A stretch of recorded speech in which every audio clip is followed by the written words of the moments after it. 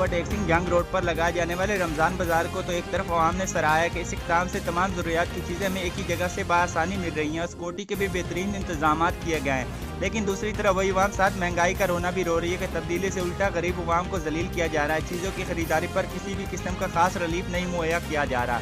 अगर कोई चीज़ सस्ती भी मिल रही है तो उसकी क्वालिटी बेहतरीन नहीं मिल रही है और चीज़ें बहुत ही कम मिकदार में मिल रही हैं। घंटों लाइनों में खड़ा होने के बाद सिर्फ 1 किलो चीनी का पैकेट दिया जाता है और लीमू ज़्यादा से ज़्यादा 1 पाव, टमाटर समेत बाकी कई चीज़ें गरीब अवाम की पहुंच से दूर हो चुकी हैं।